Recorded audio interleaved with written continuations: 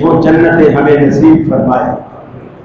اس کے لیے اللہ کے رسول صلی اللہ علیہ وسلم کے ذریعے ہمیں کچھ ہدایات دی ہیں۔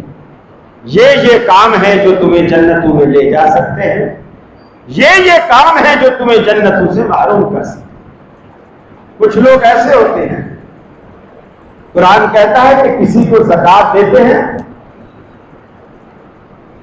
ولا یتبعون، کہ وہ کسی کے پیچھے نہیں پڑتے، منم ولا اذا، نہ تو وہ احسان جتاتے ہیں نہ انہیں ایذا پہنچاتے ہیں۔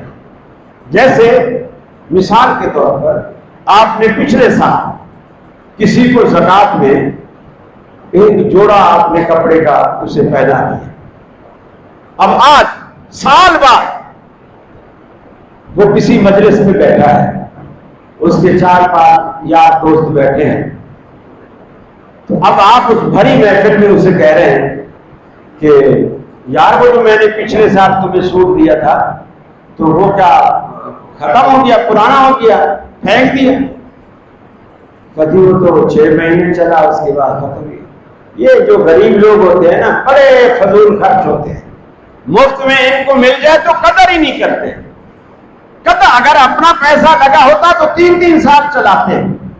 اب مزدوروں کے کپڑے، ظاہر بات ہے انہیں مزدوریاں کرنی ہے، بوریاں کندھے پہ اٹھانی ہے، تو کپڑے کتنا عرصہ چلے؟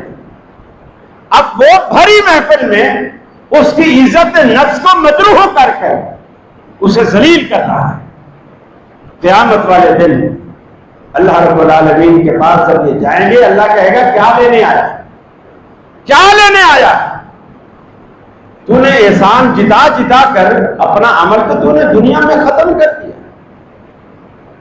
آپ جب بھی اس طرح کی نیکی کرو، مخفی طریقے سے، کیمرے والوں سے چھپ کے کرو، کیمرے والوں کو خبر بھی نہ دو، بلکہ آپ اپنے گھر کے باہر عورتوں اور مردوں کا رش نہ لگاؤ کہ دنیا دیکھے یہ کس کا گھر ہے، یہ فلاں کا گھر ہے، یہ عورتیں مرد بچے باہر کیوں بیٹھے ہیں، یہ جی راشن بانٹتے ہیں۔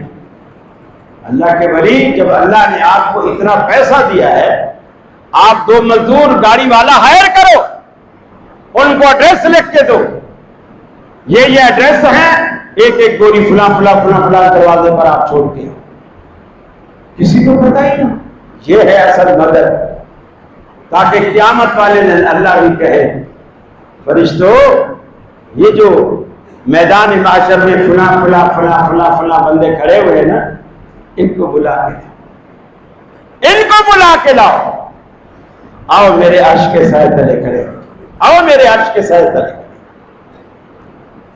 اس کے لیے تھوڑی سی محنت